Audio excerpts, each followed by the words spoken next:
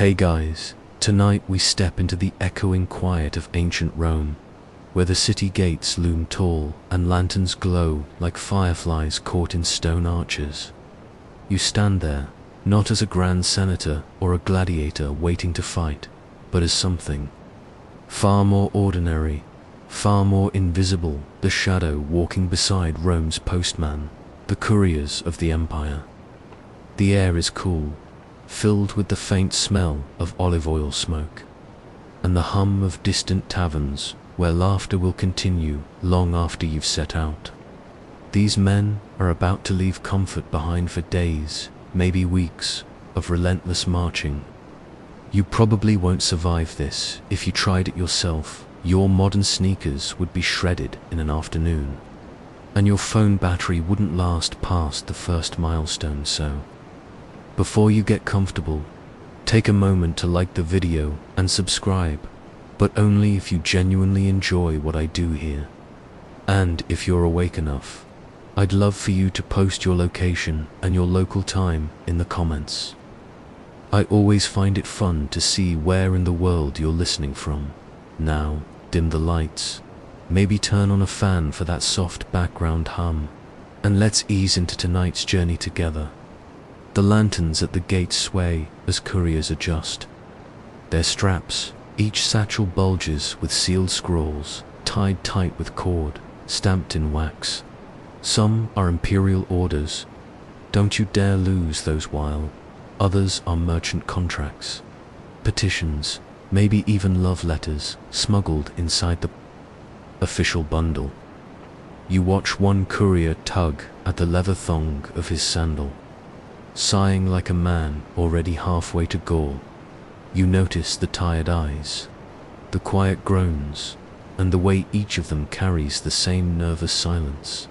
A silence that says, once you step past this gate, there's no guarantee you'll be back soon. Behind you, the walls of Rome thrum with life.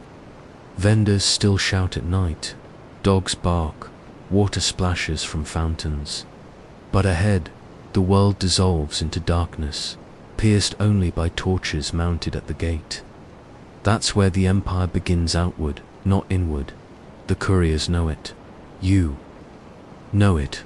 One courier adjusts his satchel and gives the smallest nod to the guard at the gate.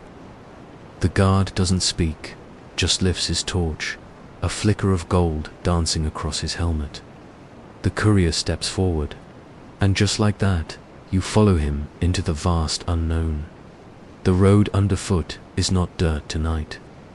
Rome is proud of its stone. Those smooth basalt slabs laid down by legions decades earlier. Each one is worn by countless sandals and hooves, yet still firm, still patient. The sound of sandals scuffing against them echoes strangely, like whispers trapped between the stones. You hear every footstep double itself, bouncing off the arch, fading as you move forward.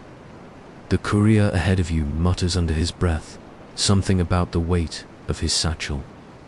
You wonder if he's counting scrolls, or maybe just trying to distract himself from the ache already forming in his shoulders. And here's your first historical fact to chew on. The Cursus Publicus, Rome's official state courier system, wasn't for everyone. Ordinary people couldn't just drop off letters. This was a network for emperors, governors, and officials. If you were a farmer and wanted to send news to your cousin across the province, too bad, unless, of course, you bribed a courier to tuck your note inside. Yes, that happened. Historians still argue whether the system was efficient or hopelessly bogged down by corruption. Probably both. The gate fades behind you, the glow shrinking until you feel wrapped in night. Above, the stars stretch wide. No streetlights here, no neon buzz, just a faint shimmer of constellations. You find yourself whispering the names you remember: Orion, Cassiopeia, maybe even Jupiter himself, shining bright like a candle high in the heavens. Romans believed those lights were gods watching. You're just hoping they don't watch too closely. A donkey brays somewhere to your left, startling you. Another courier pats the beast's neck, whispering a curse mixed with comfort. Not all couriers walk, some have carts, some have pack animals. But you notice even those animals look exhausted before the journey has truly begun. The man with the donkey spits into the dust, muttering about how the creature eats more than he does. And there's your quirky tidbit. Couriers sometimes joked that donkeys were the real emperors of the road. Feed them first, or you'll get nowhere. You try to imagine the bundle of letters inside the satchels. One might be a military command, destined to shift troops on the Rhine. Another could be a tax order, demanding more grain from a weary province. And maybe, just maybe, there's something more personal.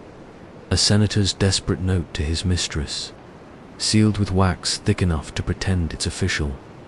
Messages traveled this way for centuries, by the hands of men who rarely received thanks. The group stops briefly at a water trough near the edge of the road. You kneel, scoop water with your hand, and taste the metallic temps of stone and wood. It's lukewarm, but refreshing. Around you, the couriers slurp quickly, wasting no time. One of them jokes that if you drink too much, you'll only need to stop more often. Laughter ripples, thin but real. Even now, at the edge of exhaustion, humor keeps them standing. As you set off again, the night grows quieter. Only sandals, scuffing. Stone, only the occasional wheeze of a donkey. You glance back once, but the city has vanished into blackness. Ahead lies the endless empire. Miles upon miles of stone, milestones counting every step. And here you are, walking alongside history's forgotten postmen, their lanterns bobbing like tiny ships drifting on a sea of darkness.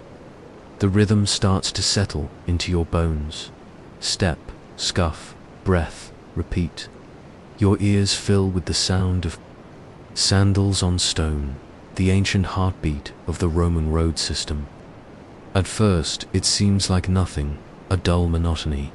But the longer you walk, the more hypnotic it becomes. Slap of leather against basalt, joining with the faint creak of straps, and the occasional grunt of someone adjusting a satchel.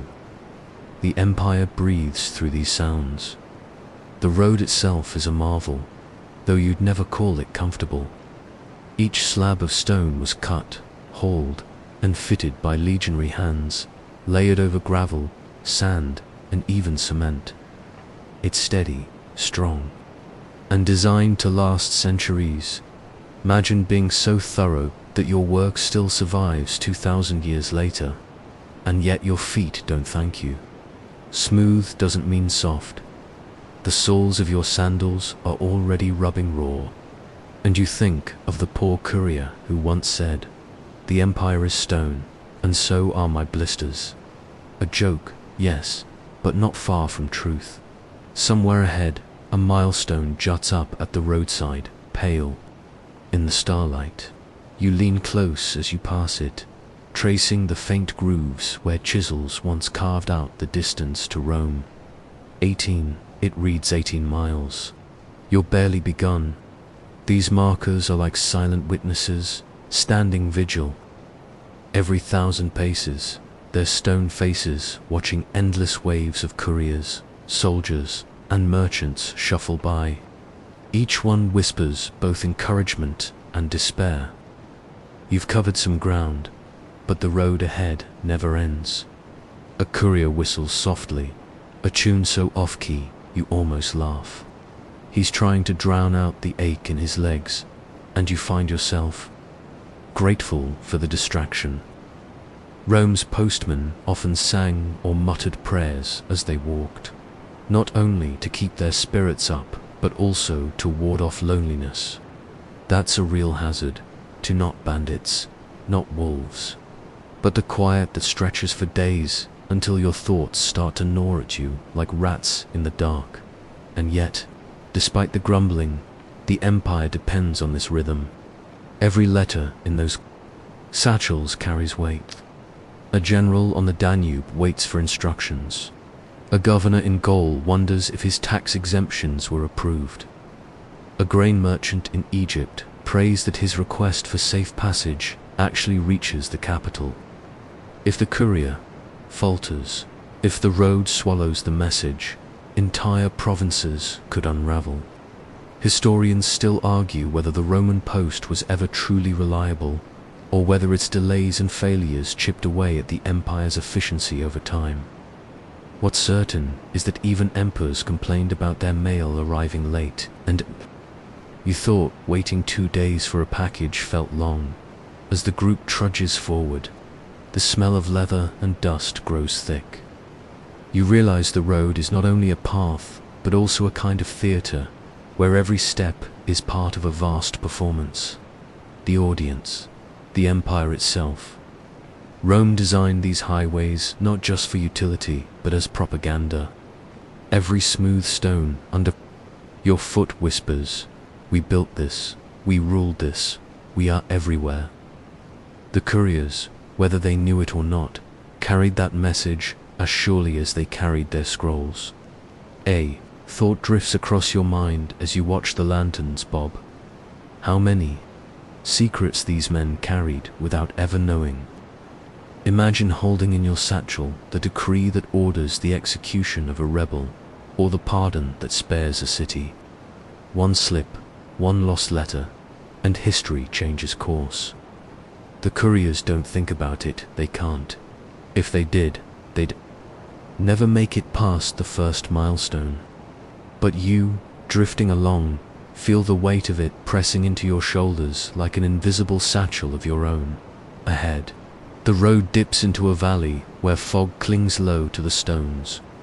Your feet slap softer now, the echoes swallowed.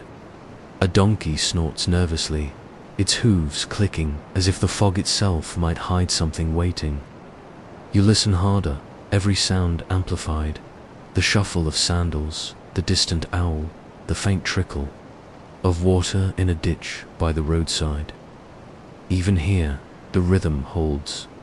And here's your quirky tidbit for the night. Roman couriers were sometimes called tabellari, literally tablet carriers. But gossip claimed that if you walked close, behind them you could smell the wax. Tablets heating under the sun, soft enough to smudge if you weren't careful. Some even joked about scribbling secret love notes on the back of official orders when no one was looking. Whether that ever happened, historians shrugged, but the image lingers. The pace slows slightly as someone limps, rubbing at his calf. Another courier claps him on the shoulder, muttering, "Only another 100 miles."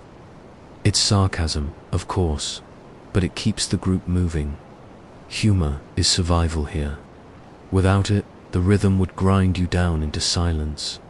You notice something else, too. The road feels alive. Each step seems to awaken ghosts of thousands who walked before you, legions, marching to war. Merchants guiding carts, envoys rushing with sealed messages. Their footsteps echo beneath yours, layered like faint drum beats in the stone. The thought is oddly comforting. You're not alone, you never were. Still, as the hours stretch, the rhythm takes on a new edge. The scrape of leather becomes sharper, the weight of satchels drags lower. You feel it in your own muscles now, the bone-deep fatigue creeping in, and yet you keep going. Everyone does. Because the empire never sleeps, and neither do its roads. Another milestone passes, this one half buried in weeds, its inscription eroded. You squint at it, unable to read the worn numbers. It doesn't matter. What matters is that it's there, reminding you the road stretches further than your imagination. The footsteps quicken slightly, as if the group senses something ahead. Maybe a rest stop, maybe just the hope of one. Your own steps fall in line, matching theirs. And in that steady rhythm, you realize something strange. The sound of sandals on stone is not only wearying, it's soothing, like a lullaby sung by the empire itself, coaxing you deeper into the endless night.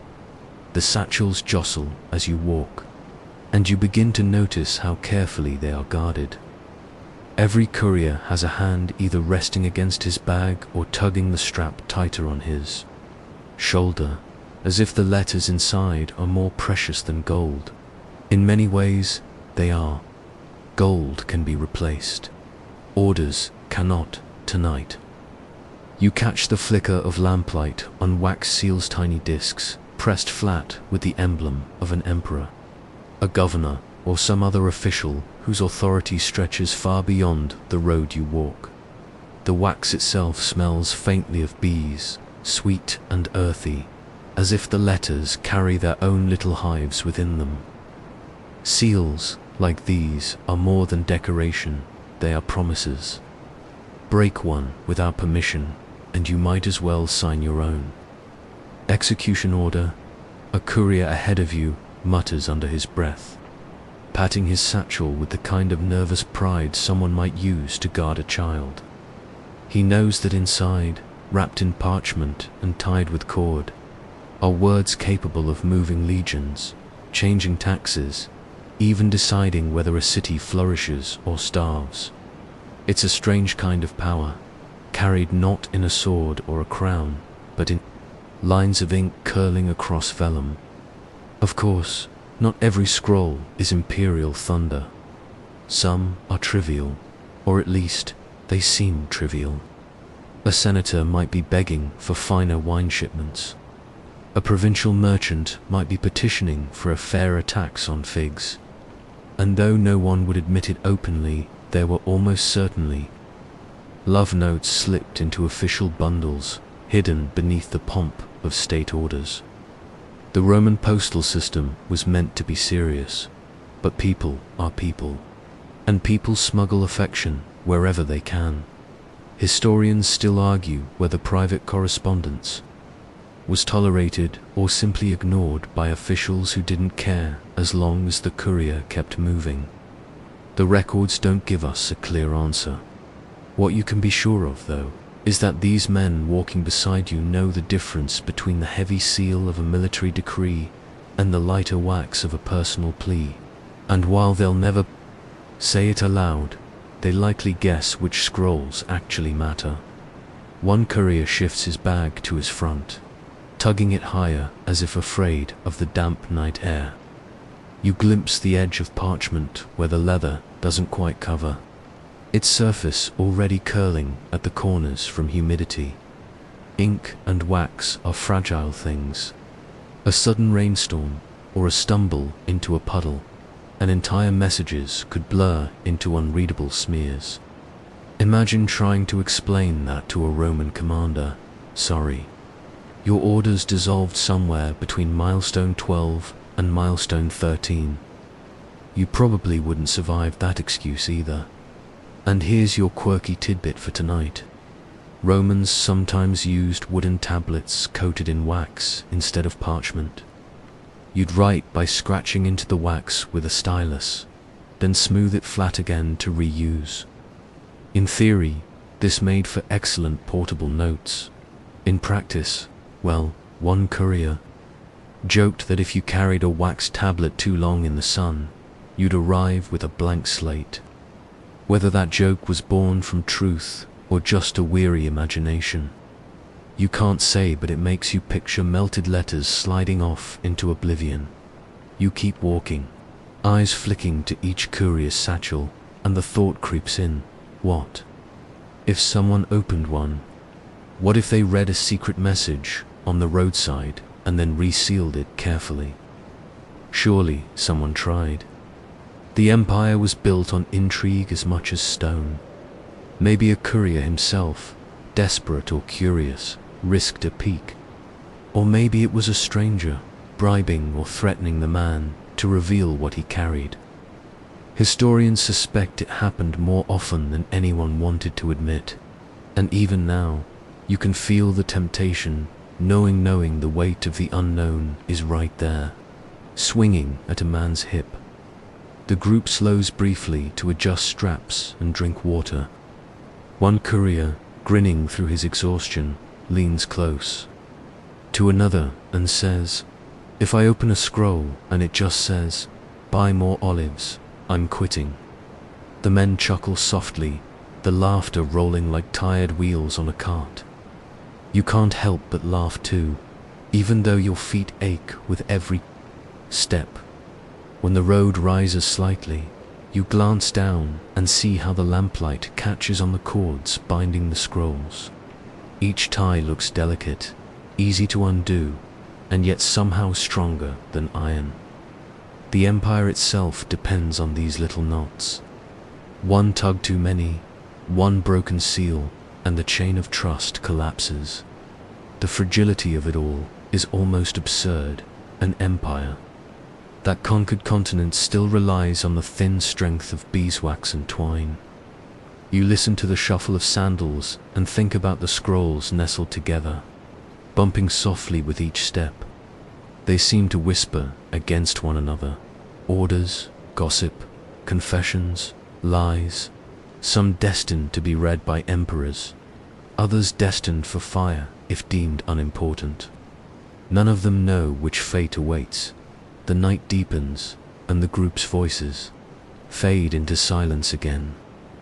All you hear are the straps creaking and the satchels brushing against tunics. The weight of ink and wax is heavy tonight, pressing against your mind as much as your shoulders.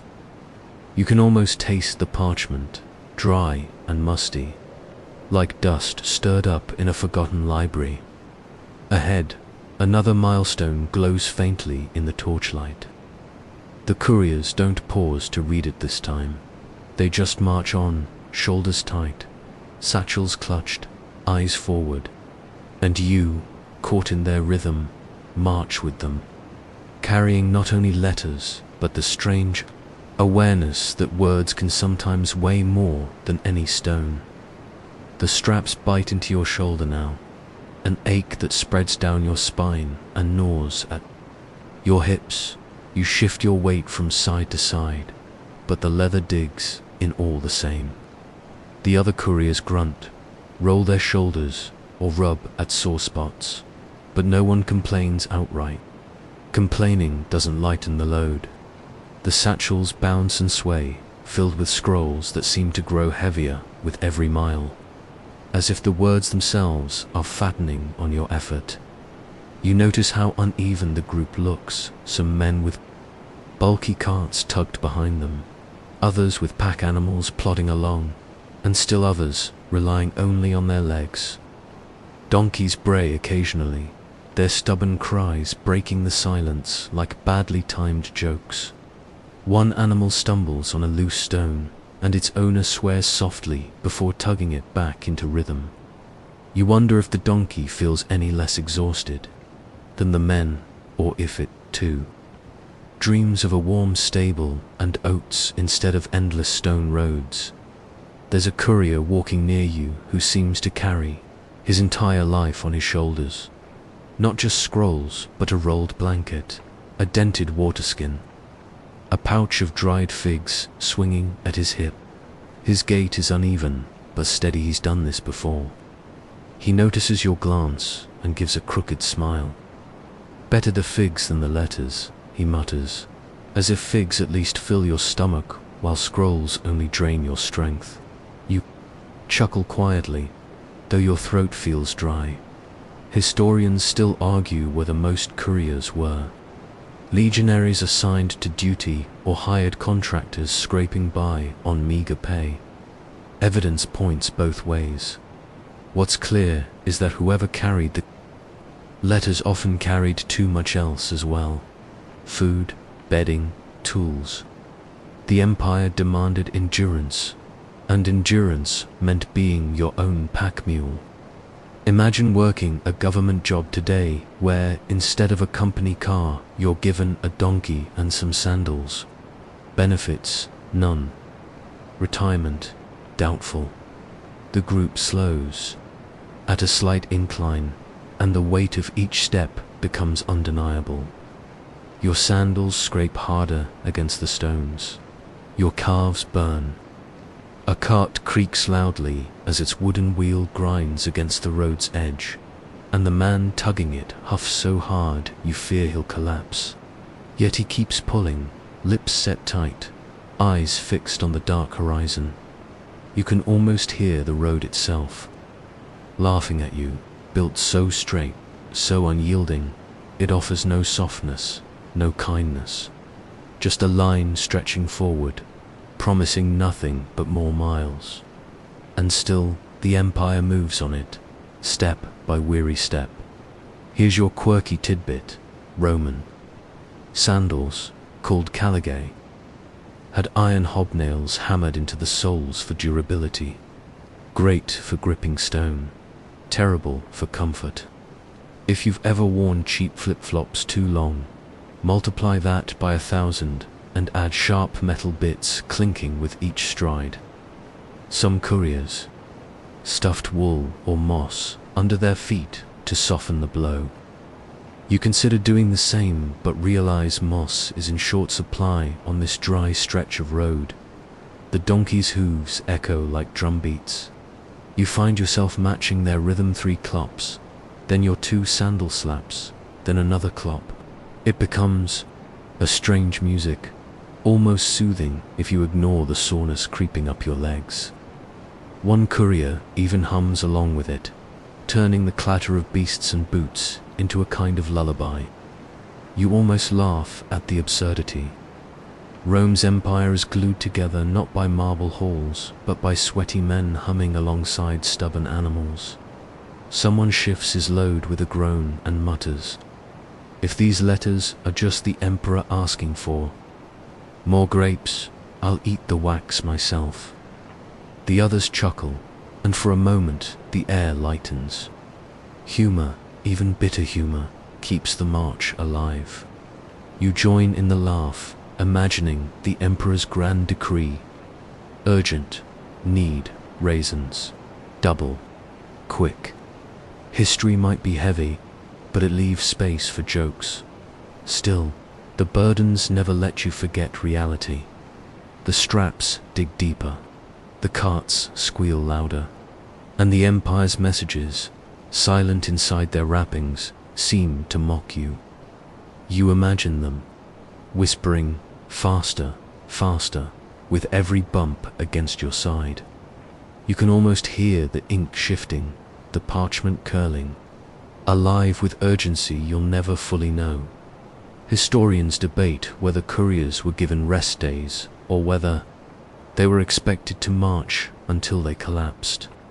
Records are vague, and maybe deliberately so. What's certain is that Rome loved efficiency but cared little for comfort. If a courier faltered, another was found. The message mattered. The man did not. You walk on, chewing that thought, your shoulders sagging a little lower. The group pauses briefly at a shallow ditch where donkeys drink.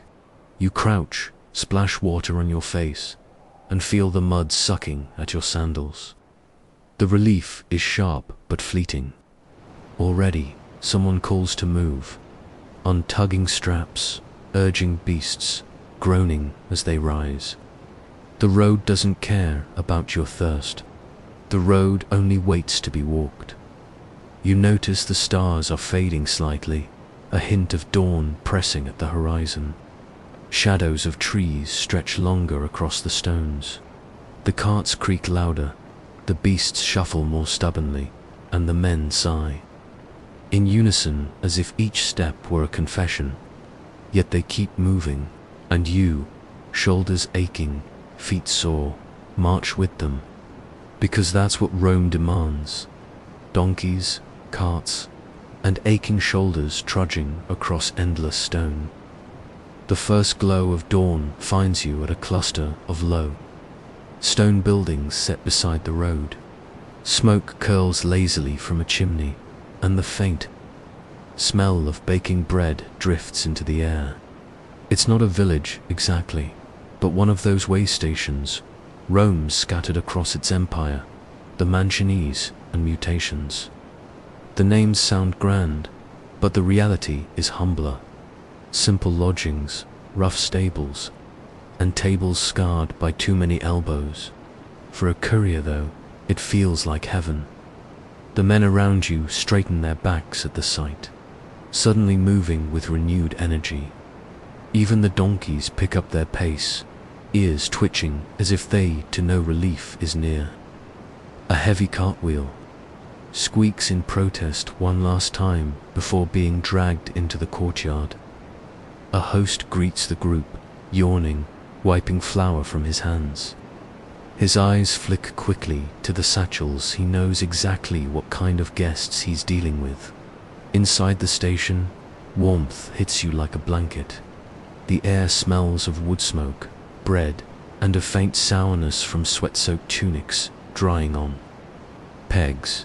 Couriers collapse onto benches, some immediately tugging off sandals to rub raw feet, others reaching for mugs of watered wine left ready on a table. A younger courier, barely more than a boy, sighs so loudly it makes everyone laugh. "Could sleep on the stones," he groans, "but I'll take bread first." And bread is what you get. Coarse, dark loaves with a crackling crust, still warm from the oven. You tear a piece, steam curling into the cool morning air, and bite. It's chewy, slightly sour, but it tastes like luxury compared to the dust on your tongue. One courier stuffs nearly half a loaf into his mouth at once, chewing so furiously he forgets to breathe. Another dips his bread in olive oil, savoring it like it's a feast. You realize these men live for these small moments, the taste of warm bread, the weight off their shoulders, the brief illusion of normal life. Historians tell us these way stations were crucial to the Cursus Publicus, spaced every 20 or so miles, sometimes less. Here couriers could swap tired horses for fresh ones, refill waterskins, or snatch a few hours of sleep on straw pallets. The empire's roads might seem endless, but dotted along the way were these islands of relief, keeping men from collapsing entirely. Still, historians argue whether these stations were well maintained, or whether most were miserable huts, barely standing. Probably both. Some wealthy provinces cared for their couriers better than others. As you gnaw at your bread, you hear the sound of hooves clattering in the courtyard. A messenger on horseback arrives, leaping down to exchange mounts. His scrolls are strapped tighter, his pace quicker. You watch with faint envy. Horses mean speed, and speed means less time on blistered feet. But not every courier has that privilege. Many of you march, step after step, carrying the same urgency at a much slower pace. The innkeeper brings out clay jugs of water, and the men crowd around, filling skins. One man tips his jug over his head, gasping as the chill drips down his face. Another carefully sprinkles water onto a rag to wipe the grime from his arms. The act feels almost ceremonial, washing off the road, even briefly, before returning to it. Your quirky tidbit: Roman sources mention that at some way stations, bread was given for free to official couriers, but some cheeky hosts apparently charged. Anyway, knowing tired men would pay just to avoid trouble.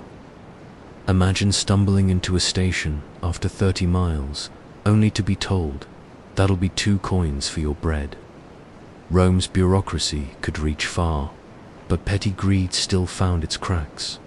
The men trade gossip while eating. Someone claims a courier out in Gaul once walked 3 days straight without rest, collapsing only after handing over his scrolls.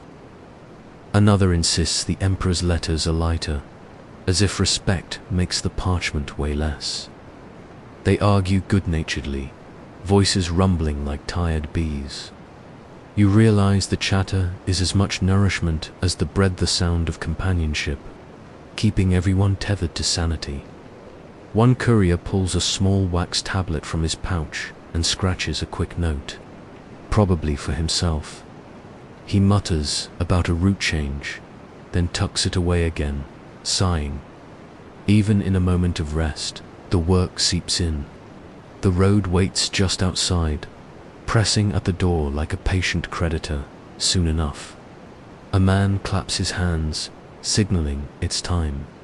Groans echo around the room. Bread crusts are stuffed into pouches for later. Sandals are laced up again, straps tugged tight. One courier wraps a rag around his ankle, muttering curses. Another whispers a brief prayer to Mercury, patron god of travelers, begging for light steps. Stepping back outside, you squint at the morning light. The sky has turned pale gold, streaked with faint pink. The air is cooler now, but you know it won't last. The sun will burn soon, and the road will harden beneath it. The donkeys are led out, their ears flicking, their hooves restless. Carts are hitched, satchels are swung back over shoulders, heavy once more.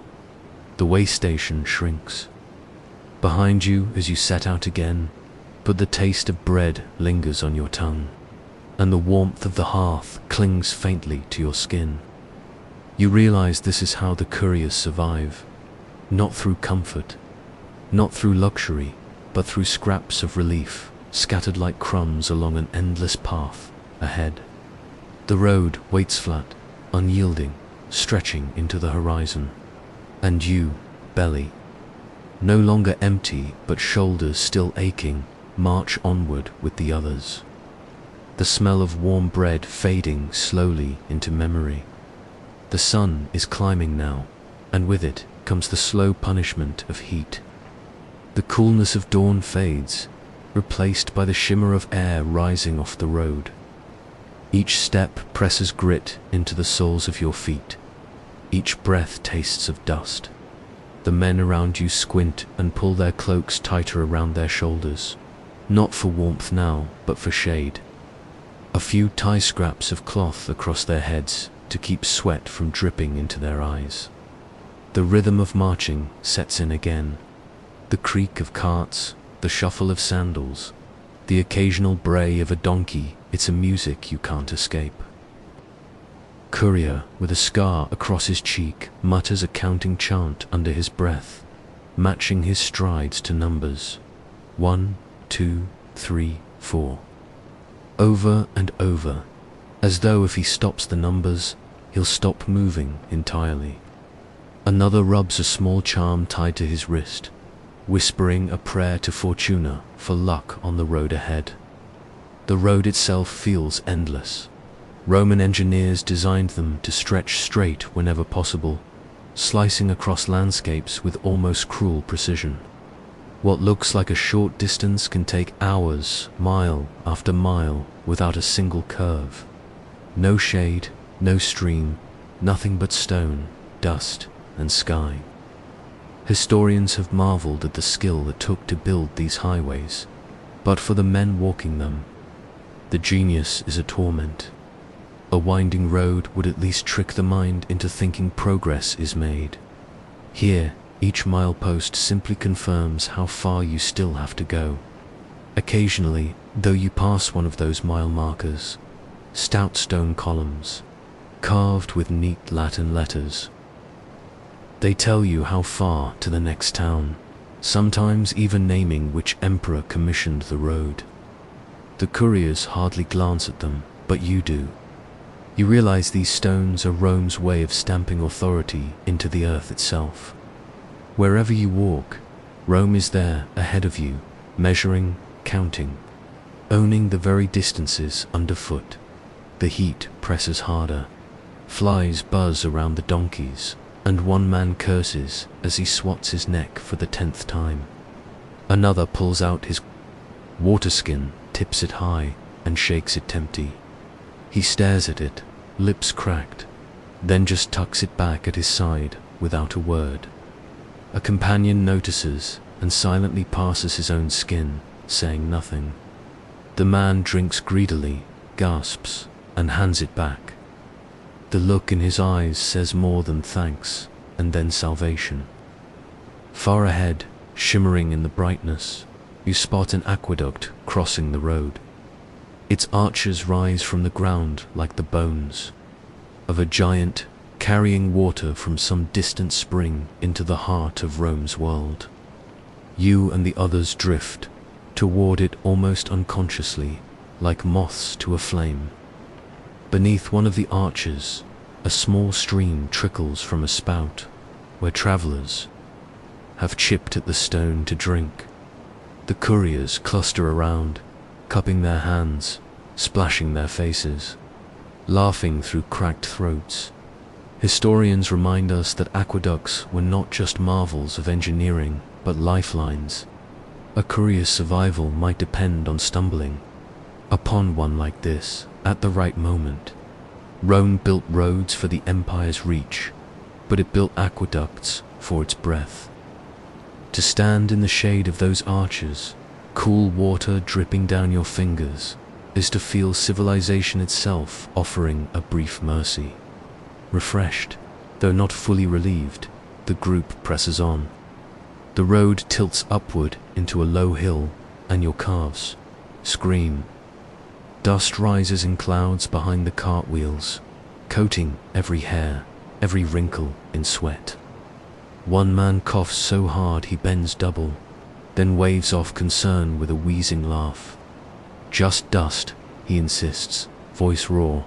It's then, as the road curves slightly, that you hear something different, the rhythmic pounding of hooves. You turn to see another courier thunder past on horseback, cloak snapping in the hot wind, a satchel strapped tight to his chest. He barely glances at you, eyes fixed on the horizon, and in moments he's gone, a blur swallowed by distance. The men mutter, some with envy, some with scorn. "Easy for him," one growls. "He'll be at the next station before we've sweated half this mile." Yet there's no resentment in their steps, only resignation. This is the hierarchy of the Cursus Publicus. Those with urgent imperial letters ride, those with lesser burdens walk. And all of it, whether galloped or trudged, carries Rome's authority forward like blood through veins. You march on, the heat now a constant weight on your shoulders. Sandals slap stone, flies buzz, the road stretches mercilessly, and still, you keep moving. Because that is what a courier does: carry the word, no matter the distance, no matter the dust. Your quirky tidbit: Roman writers occasionally joked about couriers smelling worse than their donkeys after days on the road. One even claimed a tired donkey would step aside for a courier just to avoid sharing the same air. Whether true or not, you realize now it's believable at last. The hill levels out, and before you sprawls a valley dotted with olive groves, silver leaves shimmering under the sun. Far in the distance, smoke curls lazily above another cluster of buildings, a town, perhaps even the next Mancio. The sight sparks something in the group. Their shoulders straighten, their pace quickens. Slightly. Not joy, exactly, but the stubborn relief of knowing rest is still possible, still real. And so you march, sweat burning your eyes, bread long digested, but hope rekindled by the promise of shade and water just a little further down Rome's relentless road. The approach to the town is slower than you expect. What looked like a short distance when seen from the crest of the hill stretches endlessly as the road winds downward. The olives in their neat rows seem to shift places with each step, never quite drawing nearer. Yet the promise of rest keeps the couriers steady, each man fixing his eyes on the faint curl of smoke or the dark line of rooftops ahead. Finally, after what feels like another half day, you reach the outskirts. The road narrows between low stone walls, where goats bleat and scatter out of the way. Children stop their play to gape at the dust-streaked men trudging past, whispering to one another. A dog barks and follows for a few steps before losing interest. The sight of ordinary life gardens, washing hung to dry. The smell of baking bread seems almost unreal after so many hours of nothing but road and sky. At the edge of town stands the Mancio, the official way station of the imperial post. It's not grand, but solid. Thick stone walls, a tiled roof, a courtyard large enough for carts and pack animals. The sight sparks a ripple of relief through the group. The Mancio is more than just shelter, it is Rome's guarantee that couriers will endure.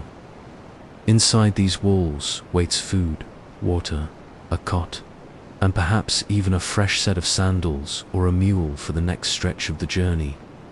The gates creak open, and you enter the courtyard.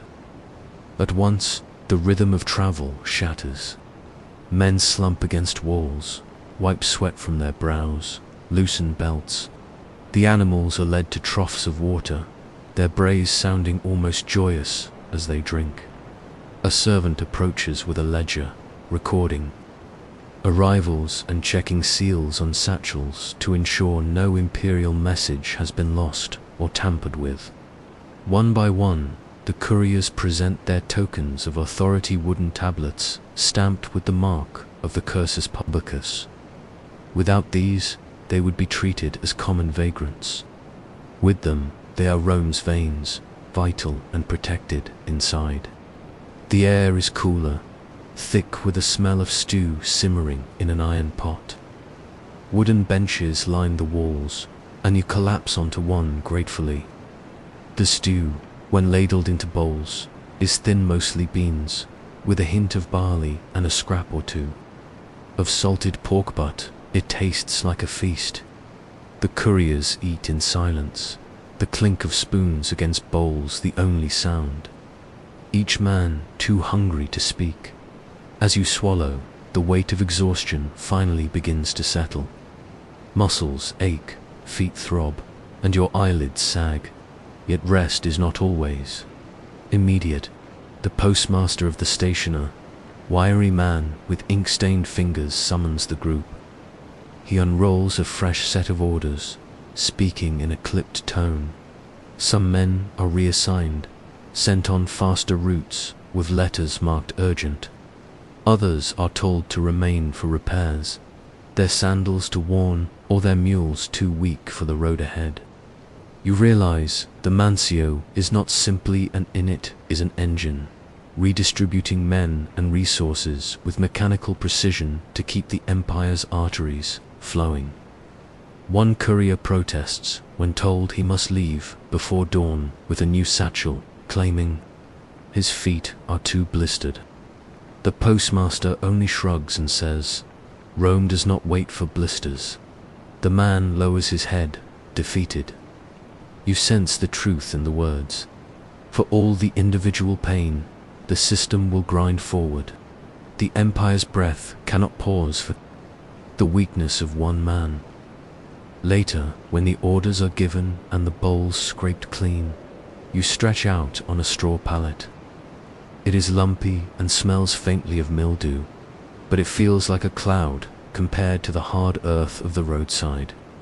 Around you, snores rise quickly, mingled with the restless shifting of bodies to soar to find comfort. Before you drift asleep, your thoughts wander. You think of the network you were part of. Hundreds of stations like this, scattered across provinces, linked by roads and rules and human will. From the borders of Germania to the deserts of Syria, letters, commands, and decrees pulse endlessly, like a heartbeat. The couriers are not remembered in monuments, not praised in triumphal arches. Yet, without them, the emperor's words would never leave Rome, and the empire would collapse into silence, a quirky tidbit drifts into your drowsy mind. Ancient writers sometimes compared the postal system to the gods' own messengers. Just as Mercury flew with wings on his sandals, so too did Rome's letters fly by sandal, hoof, and wheel. The couriers, though nameless, were the empire's Mercury in flesh and sweat. Sleep takes you, deep and dreamless, until the shout of the postmaster wakes the room at dawn. Outside, the road gleams with dew, waiting, and you rise, pull your cloak tight, shoulder your satchel, and march once more into the endless artery of Rome. The road after the Mancio feels different. Not easier, the same ruts and stones bite at the soles of your feet, but steadier, as though the memory of warm stew and a night on straw lends a hidden strength. The early morning air is sharp, carrying the faint smoke of hearth fires left behind in town. Birds chatter in the hedges. Unbothered by the human march, the group soon falls into rhythm again, the slap of sandals on packed earth punctuating the silence. Yet, with each step, the couriers are pulled farther from comfort and closer to duty. It is always thus. One moment you rest, the next you are nothing but legs, lungs, and a satchel of Rome's words. Midway through the morning, the road brings a small marvel.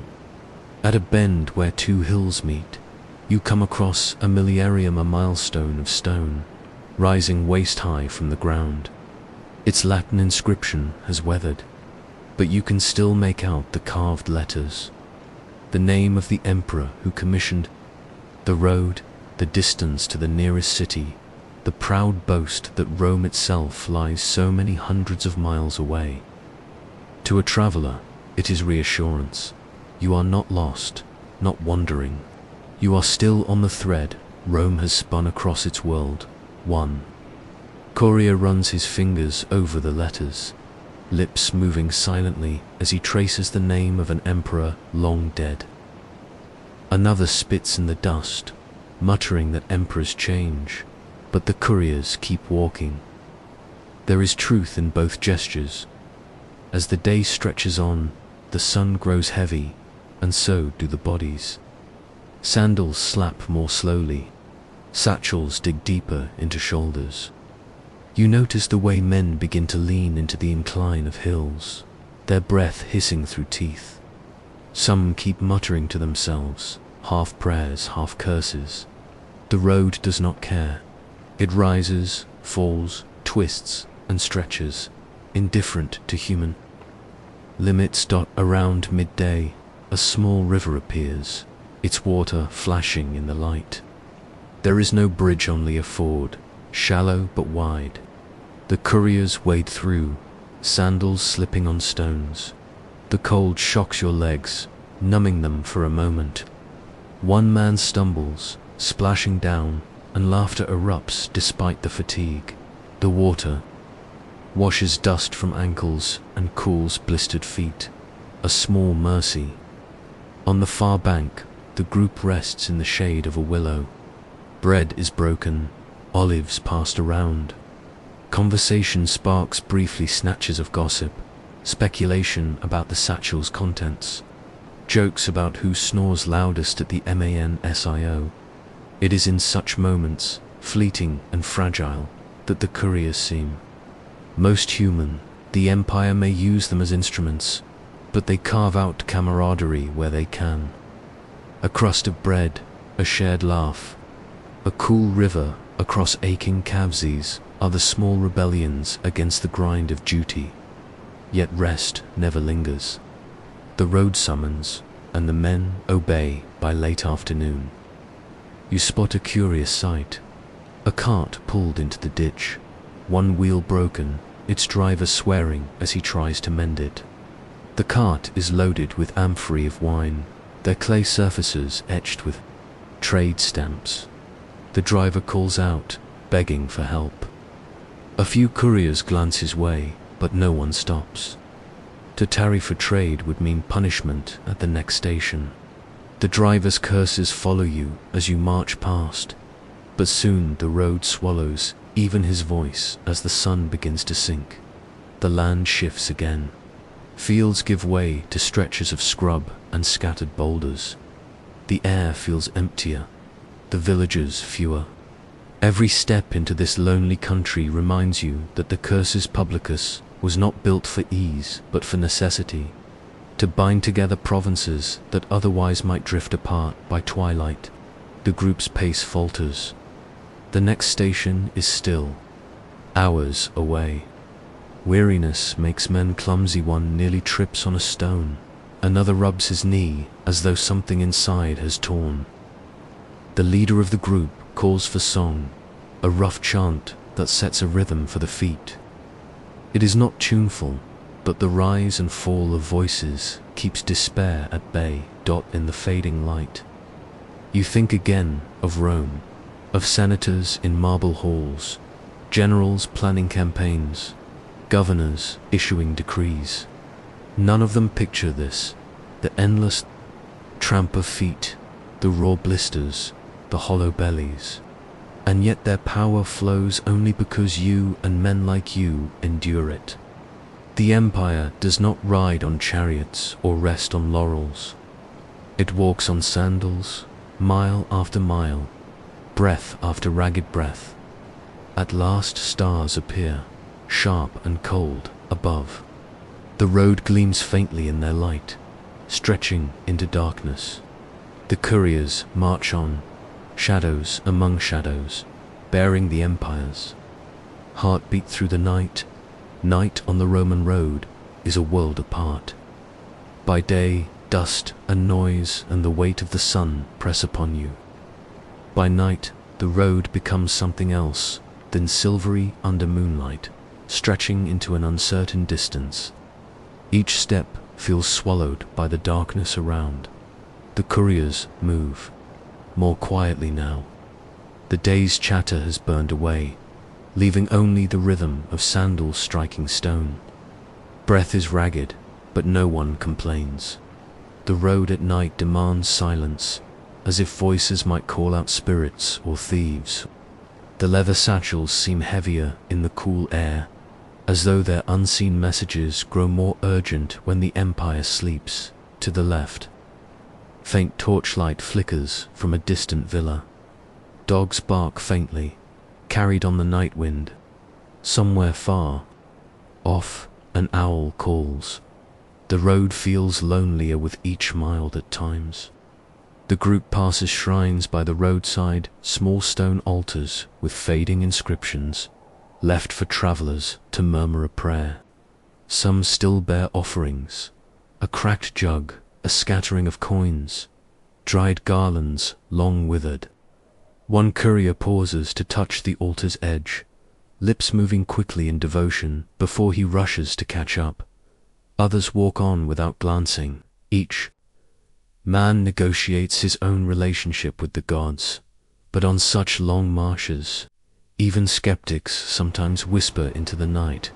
As hours drag by, exhaustion becomes something more than physical. It is a fog in the mind, a dull weight behind the eyes.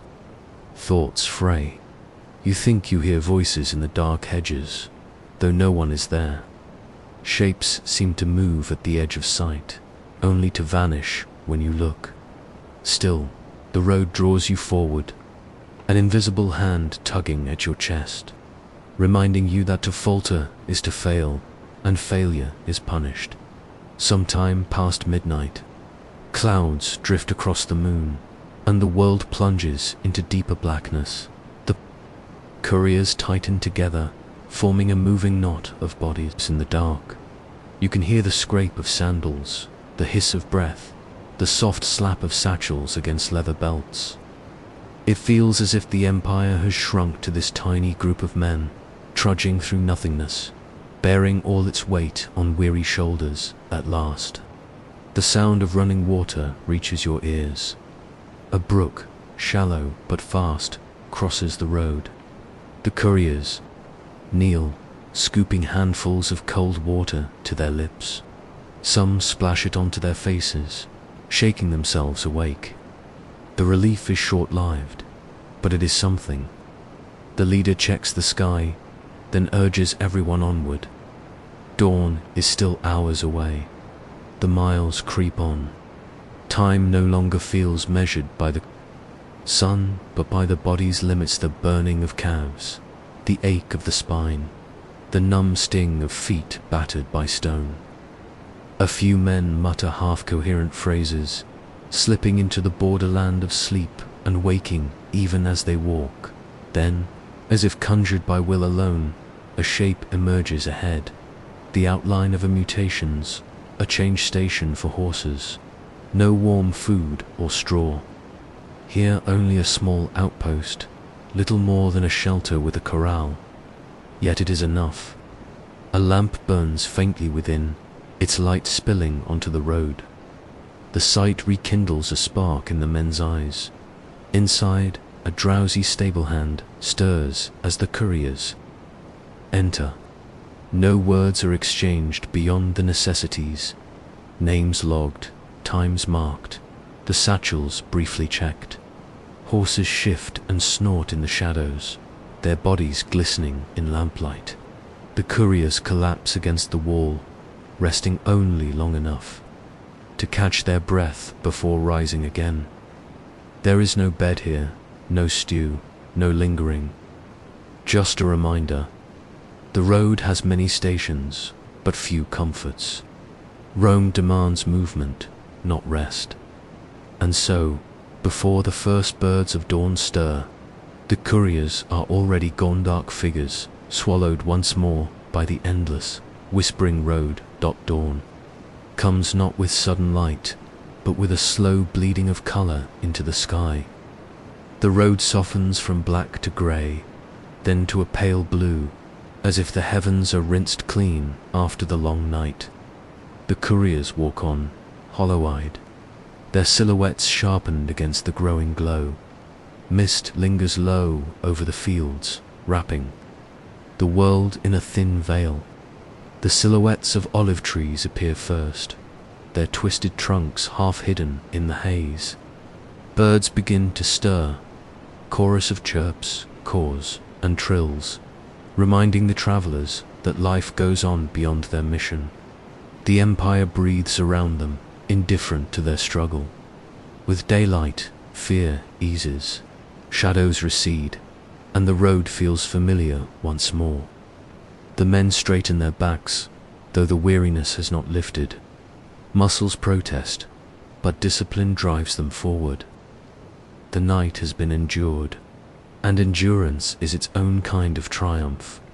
A milestone comes into view, its Latin inscriptions damp with morning dew. The couriers pause briefly to trace the carved letters with their fingers, as if touching the stone might lend them strength. These markers are the empire's heartbeat each, one linking them to all who have traveled before. They are reassurances that the road is real, the distance measurable, the destination closer with every step. The leader calls a halt by a stand of trees where the road bends. Here they break their fast. Bread, hard as stone, is softened in water and chewed slowly. A bit of cheese is shared, cracked and sharp on the tongue. There is little conversation. Words are as precious as the food, and both are rationed carefully. One man pulls a small wax tablet from his satchel. Not an imperial message, but something personaler. Quick sketch of a child's face, drawn in crude lines. He studies it as he eats, eyes distant. Then, as if ashamed, he slides it back into the pouch. Such things slow the march, he tells himself, but still he carries it. As the sun climbs higher, the couriers resume their march. The road ahead is dry and rutted, flanked by low stone walls. Farmers already toil in the fields, guiding oxen through furrows, their movements slow but steady. They glance up as the group passes, offering nods but no words. The couriers, marked by their satchels and pace, are recognized. No one interferes with Rome's messengers. By mid-morning, the land begins to rise. The road tilts upward, curving, through a landscape of rolling hills. Sweat beads on foreheads, sandals scrape harder against stone. Yet the view rewards the effort.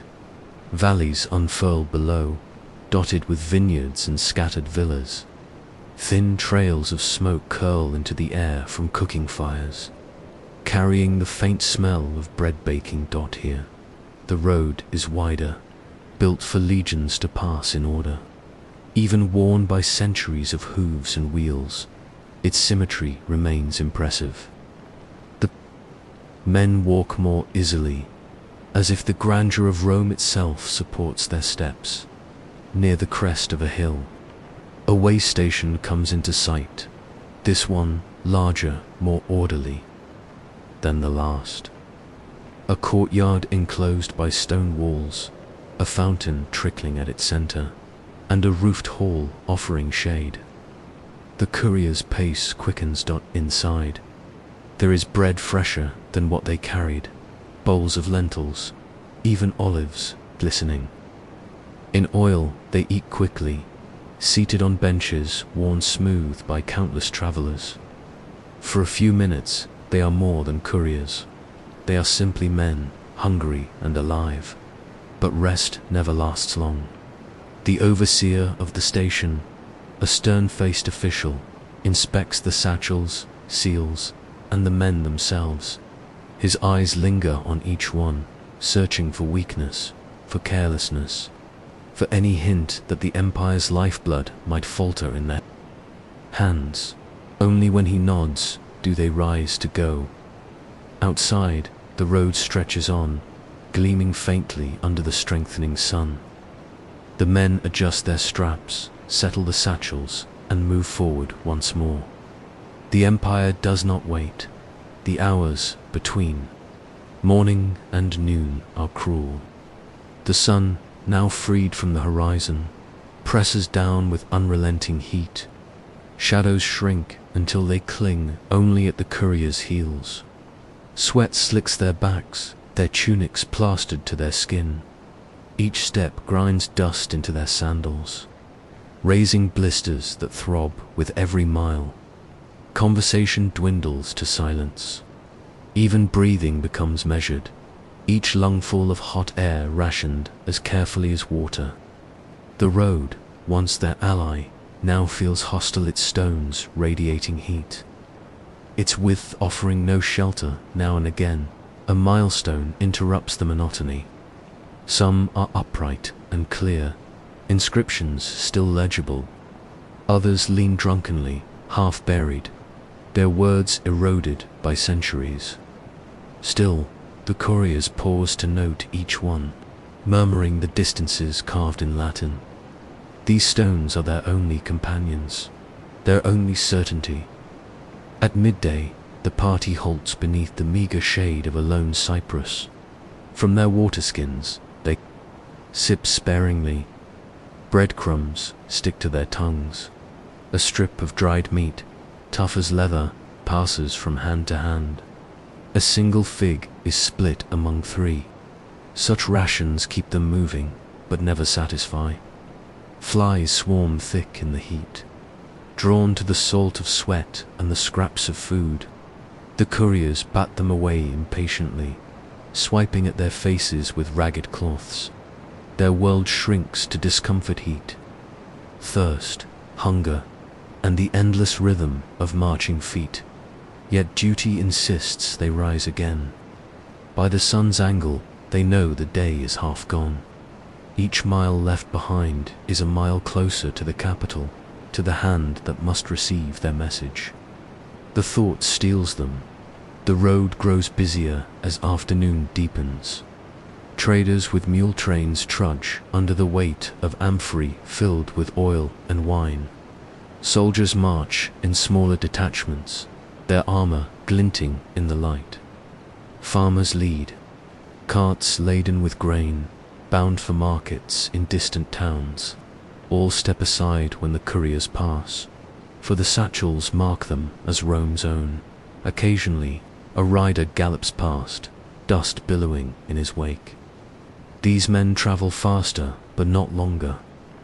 Horses tire, men endure. The couriers exchange glances as each rider disappears ahead. They know the system is built upon both the swiftness of hooves, the stamina of feet. Each serves its place in Rome's great machine. In one valley, the road bridges a river. The structure is simple, yet enduring. Stone piers driven deep, planks, fitted with iron nails, all wide enough for 2 carts to pass. Below, the river glitters, inviting and cruel.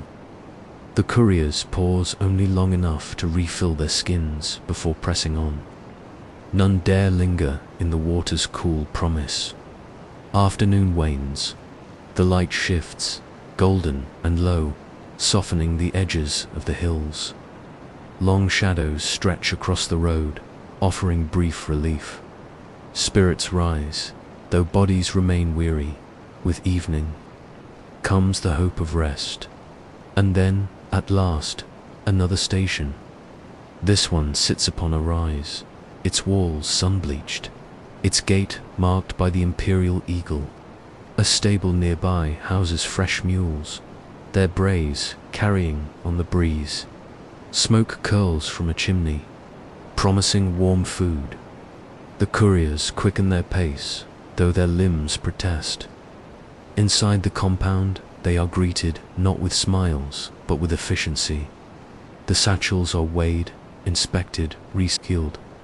A clerk tallies their arrival on a wax tablet. Water basins are set out for washing. A pot of barley stew simmers, its aroma filling the courtyard. For the first time in days, the men eat until they are full. Bread still warm, beans stewed soft, even a measure of wine passed among them. The taste is coarse but welcome, loosening tongues. They speak in low voices. Home, of families, of trivial things meant only to remind themselves they are human. Night falls. The men sleep on straw pallets beneath a tiled roof. Their snores rise and fall in rough harmony, the sound of exhaustion made visible. Outside, guards keep watch, their torches flickering against the dark. The road beyond lies silent, waiting. By dawn, the couriers will rise again. Their bodies may ache, but their purpose does not waver. The message they carry presses on their shoulders, heavier than the satchels themselves. Rome demands, and Rome is answered. The empire moves, because they move. Dawn once more, the horizon bleeds pale orange as the couriers stir from straw beds. Stiff joints creak as they rise, stretching limbs that ache from the prior day's march. The air is chill, a brief mercy before the sun returns to its tyranny. A stable hand hands them bread, hard crusts broken with effort, dipped in watered wine to soften. Their meal is simple, but fuel enough. The satchels are handed back to them, sealed with wax and marked with the stamp of Rome. The ritual is always the same, never altered. Check the cords, test the weight, note the signet. Then the satchels are slung across weary shoulders, their leather straps biting once again into flesh. The station's gate creaks open, and the couriers step out onto the road. The via once more stretches ahead, unwavering, stone after stone disappearing into the distance. They know the day's labor before them, 30 miles, perhaps more if fortune allows. The morning brings encounters. A detachment of soldiers, bronze, helmets gleaming, marches past. Their formation is tight, their strides steady. One soldier, barely more than a youth, glances at the couriers with envy. To march light and fast, without spear or shield, seems a gift. Yet the couriers know the weight of duty is not measured in armor alone. Later, a caravan blocks part of the road. Oxen pull carts, groaning with amphorae of wine, their hooves slow and plodding.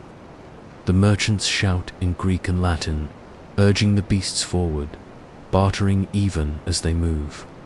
The couriers we've passed, slipping through narrow gaps, never pausing. Every moment is precious. The land changes as the day lengthens. Olive groves cling to the hillsides, their silver-green leaves shimmering in the breeze. Shepherds drive flocks across the fields, calling in sharp whistles. Children wave from farmsteads, curious at the sight of Rome's messengers. Some beg for news, but the couriers do not answer. Their mission is silence, their burden secrecy. By midday, the heat returns, oppressive and merciless.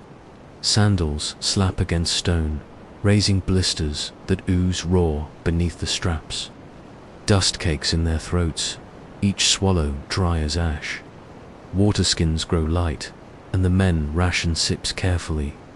They are tempted by streams that cut across the land, but only pause long enough to refill. To linger risks delay. It is in the afternoon that the road reveals its grandeur. Ahead, rising above the plain, arches span the horizon, an aqueduct, colossal in scale. Its arches march in rhythm, stone upon stone, a silent army of engineering. Water glitters as it rushes along the channel. High above, feeding cities far beyond sight. The couriers halt for a moment beneath its shadow. Here is Rome's true power, not just legions or laws, but the mastery of stone, of road, of water. A city may be hundreds of miles distant, yet its thirst is quenched by the will of the empire. They move on with renewed resolve as the sun lowers. Golden light slants across the landscape. The road dips into a valley where vineyards stretch in neat rows. The air smells of earth and fruit, a sweetness that tempts weary bodies, yet their pace does not falter. The day's end draws near, and with it, rest. When the next station comes into view, relief softens their features. This one is larger, its walls higher, its courtyard bustling with servants and beasts. Mules bray, dogs bark, men shout orders. A cohort of soldiers rests here too, their shields stacked in neat rows, their javelins upright in the soil. The couriers are met by the station.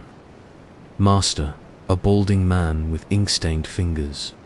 He inspects their seals, scrawls marks on his wax tablet, and waves them through with curt efficiency.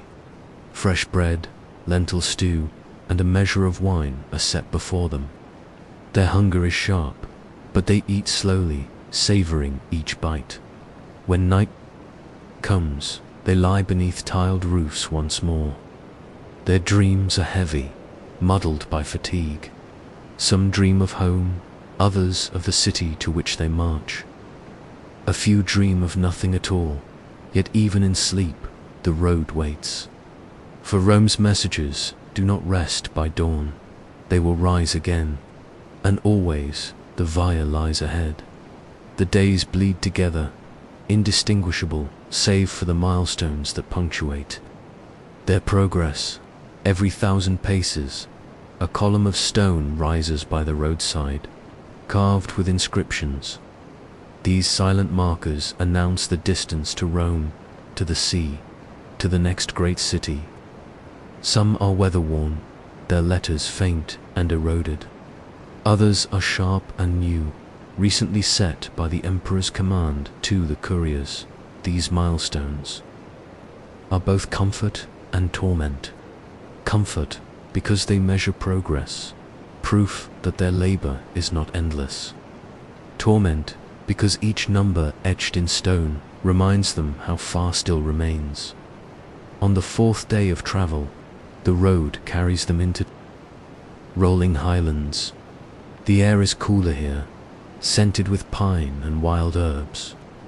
Birds wheel overhead, their calls sharp against the quiet of the hills. The road bends more often, no longer the ruler straight line of the plains, but still it never loses its purpose. Always forward, always unbroken.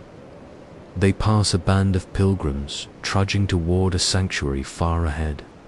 The pilgrims sing in ragged voices hymns to Jupiter and to the household gods. Some wear wreaths of leaves, others carry small idols strapped to their backs. Children skip beside their parents, laughing despite the dust. The couriers slip past silently, yet one old woman raises a hand in blessing as they go. They do not answer, but they carry her gesture with them. The climb steepens, the hills grow rocky, their paths cut by streams and gullies. Here, the engineering of the via is most striking. Stone embankments hold the road firm against collapse, while culverts channel water safely beneath. The men marvel as they walk, for even in wilderness, Rome refuses disorder. At the crest of a hill, they pause. From here, the world spreads wide before them, valleys deep with green, ridges fading into blue haze, and far to the south, a silver line of sea glinting beneath the sun. For a heartbeat, their burdens lift.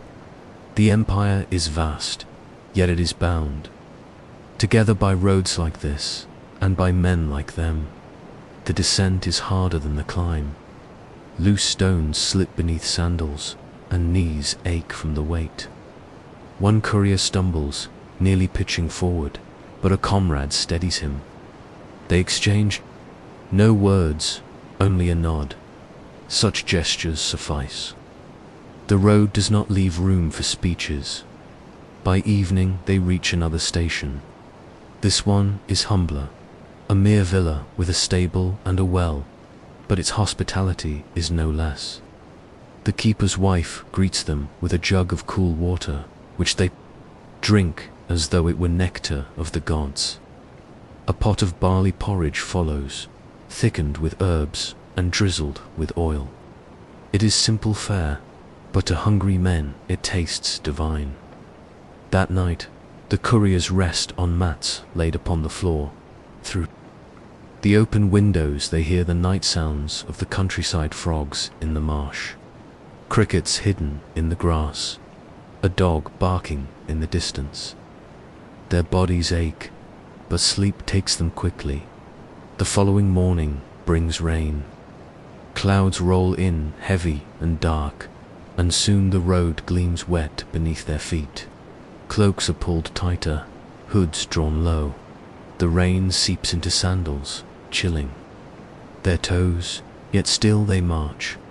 Water sluices into ditches, gurgling as it runs away. The stones are slick, but they do not falter. Rome's messengers must not wait for weather. A small village clings to the roadside, its huts thatched and crooked. Children run barefoot through the mud, splashing with delight. Farmers guide oxen through sodden fields, cursing at the rain. The couriers pass swiftly, their cloaks drawn close, their satchels kept safe beneath the leather flaps. Some villagers call out for news, but the couriers keep silence. By midday the storm breaks. The clouds scatter, and shafts of sunlight pierce through, gilding the dripping leaves. Steam rises from the road as it dries. The couriers press on, their pace quickened by the cool air. They arrive at a river by late afternoon. Its waters surge, strong and swift, swollen by the rains. Yet here Rome has placed a bridge, a marvel of stone arches spanning the torrent. The couriers tread across, pausing only to glance down at the roaring flood. The bridge holds firm, immovable against the fury of nature. Like the road itself, it endures. Beyond the river, the land opens wide once more. Fields stretch to the horizon, dotted with villas and watchtowers. Smoke curls from chimneys, a sign of settlements thriving in Rome's peace. The sight steals. The couriers. Their burden may be heavy, but it sustains such order, such prosperity as dusk falls. Another station welcomes them. The walls are higher here, the guards sharper right. They are nearing a provincial capital, and with it, greater scrutiny. Their satchels are checked twice, their seals examined under lamplight. Yet all is in order, and they are admitted. Inside, they eat, they drink, they rest. But as they drift into slumber, one thought threads through their dreams. Rome waits, and they must not fail her.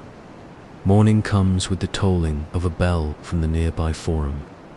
Traders are already gathering, their carts creaking under the weight of goods, amphorae of wine, sacks of grain, bolts of dyed cloth. The couriers rise before the sun is fully above the horizon, their cloaks damp with the dew of the night. They eat little, a crust of bread, a sip of watered wine, enough only to stir their legs to motion. The road beyond the provincial town is wider, paved with greater care. Statues line the approach, commemorating victories long past general. In armor, emperors with stern gazes, gods who guard the journey. Some are chipped, their faces worn by centuries of reign, yet their presence speaks still of Rome's might. The couriers pass under an arch that marks the town's boundary. Inscribed upon it in weathered Latin are words of triumph, declaring, "The Pax Romana at the peace Rome has wrought by sword and by law." To these men, however, the arch is not triumph, but threshold. Beyond lies more miles, more toil, more road. The countryside here is gentler than the mountains left behind. Fields stretch in orderly rows, vineyards heavy with ripening fruit. The air carries the scent of tilled earth and crushed grapes. Farmers straighten from their work as the couriers march past, wiping sweat from brows, leaning on hoes and mattocks.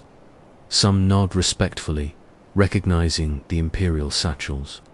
Others simply watch, silent, as though to glimpse these messengers is to glimpse the empire itself. By midday, they reach a crossroads. Here the via splits, one branch veering toward the coast, the other pressing inland. At the junction stands a great pillar, taller than 2 men, engraved with distances to every major city of the province. The couriers consult it briefly, though their path is already certain. The inland route will carry them closer to their destination. Without hesitation, they set their feet upon it. The road narrows now, winding through wooded hills. Shade dapples the path, cool relief from the heat of the sun. Birds dart through the branches, and a squirrel scampers across the stones, pausing to chatter at the travelers. For a time, the couriers could almost forget the weight of duty almost, but the leather straps bite into their shoulders, reminding them they pause at a spring by the roadside, where water spills clear and cold from a carved lion's head into a stone basin. The water tastes of minerals, sharp on the tongue, but it refreshes them more than any wine. They refill their flasks, splash their faces, then press on. The afternoon grows long. The forest thins, giving way once more to open country. Herds of sheep graze on the hillsides, watched by shepherds with crooks and shaggy dogs. Bells clink softly on the animals' necks, a music that carries across the fields. The couriers glance toward them but do not slow. Their rhythm is fixed, step after step, mile after mile. By evening, a watchtower looms ahead. Its square silhouette cuts against the sky, torches already flickering at its summit. Soldiers hail them as they approach, demanding their business. The couriers display their documents, and after brief inspection, they are admitted. Inside the post station, the mood is more martial than in the rural villas. Legionaries dine here, their shields stacked against the walls, their spears lined, neatly in racks. The couriers eat among them, sharing bread and roasted pork. The soldiers ask for news of Rome, of the provinces, of the emperor himself, but the couriers speak little. Their oaths bind their tongues. The soldiers do not press. They, too, know the weight of silence. That night, the couriers sleep to the sound of marching drills in the courtyard below. Even in darkness, the empire trains, sharpens, prepares. The road and the sword, the message and the legion together. They hold the world at dawn. The march resumes. Mist hangs low over the fields, curling round the legs of oxen and men alike. Dew sparkles on spider webs strung between the grasses. The road glistens pale beneath the rising sun, as though gilded with a thin sheen of silver. The couriers' shadows stretch long behind them. Each mile brings them nearer to their journey's end, yet still the path unwinds endlessly before their feet. And in the stillness of morning, one truth resounds: the via never ends. It only leads on. The via carries them deeper into the province, past lands where the wild presses harder against Rome's hand. The paved stones grow uneven, weeds pushing through cracks, as though the earth itself would reclaim what man has laid.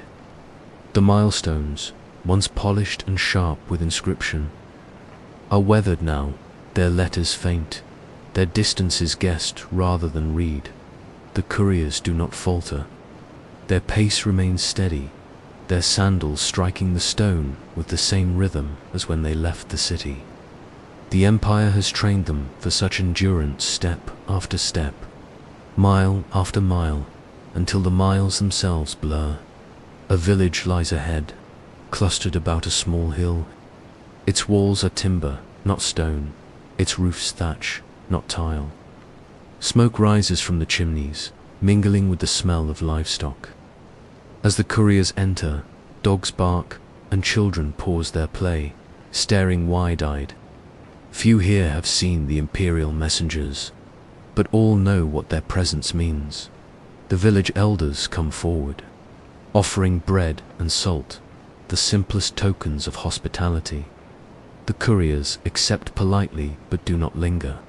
They drink from the communal well, let their animals rest a moment in the shade, then press on. For them, no village, however warm, is home. Home lies always beyond the horizon. By midday, the land changes again. Low hills swell into rugged ridges. The road winds sharply, cutting into rock faces, spanned at intervals by narrow bridges.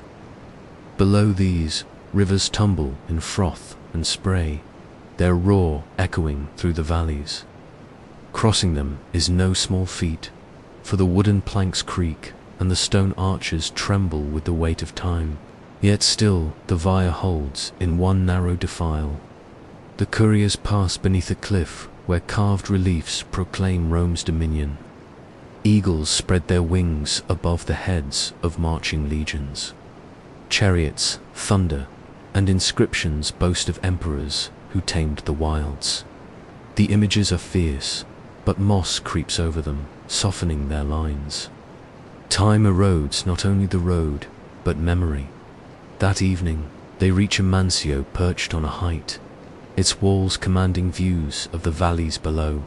The station is smaller than those nearer the capital, yet its hearth is warm and its stews hearty.